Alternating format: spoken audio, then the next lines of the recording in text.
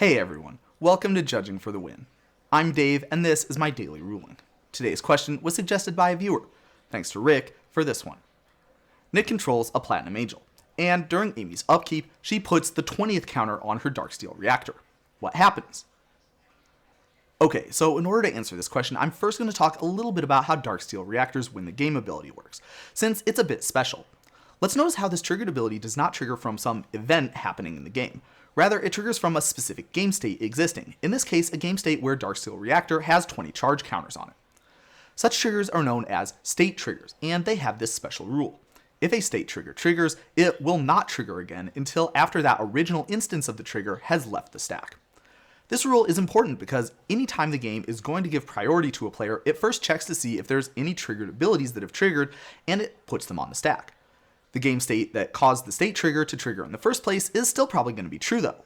So making it so that it cannot trigger again until the original one leaves the stack makes it so the game does not get stuck continuously having that ability trigger and get put on the stack ad infinitum.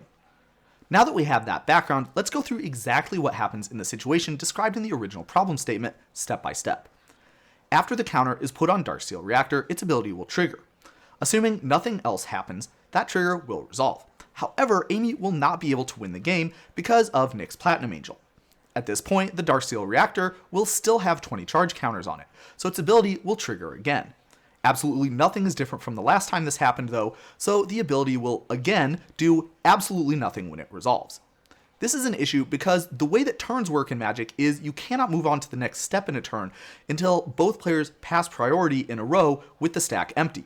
And like we said before, anytime a player would get priority, if the state trigger from Darksteel Reactor is not on the stack, the game will put it on the stack. This means that it will not be possible for the game to progress past Amy's upkeep. This is a loop consisting only of mandatory actions that proceeds without direct involvement from either player, meaning that the game will be a draw. Platinum Angel says Nick can't lose and Amy can't win, but it doesn't say anything about draws, so that happens entirely normally. Let's observe that there's absolutely nothing special about this being the upkeep step. Even if Amy, for example, had proliferated the last counter onto the Darksteel Reactor during her main phase, everything else would work exactly the same. There's not a point where the stack was ever empty, and Amy has priority. So that means that even though we're now in her main phase, she would not be able to play lands or sorceries in this case either. Okay, so now a couple of very obvious loose ends to tie up before I sign out. The first is, what would happen if one of the players had something like a Devout Chaplain that they could activate, which would remove the other player's artifact? Well, I don't think it should be very controversial to say that if the Platinum Angel gets removed, then the next iteration of the Darksteel Reactor's ability would cause Amy to actually win the game. Whereas if the Darksteel Reactor got removed, then that would mean its ability would stop triggering, meaning that the game could continue. One question you might have is, what if Nick has the ability to get rid of the Darksteel Reactor, but does not want to? Maybe Nick doesn't like his position in this game, and he would rather just take the draw. This is entirely legitimate. According to this rule here, a player is not obligated to end a loop by taking an action with a card not involved in that loop.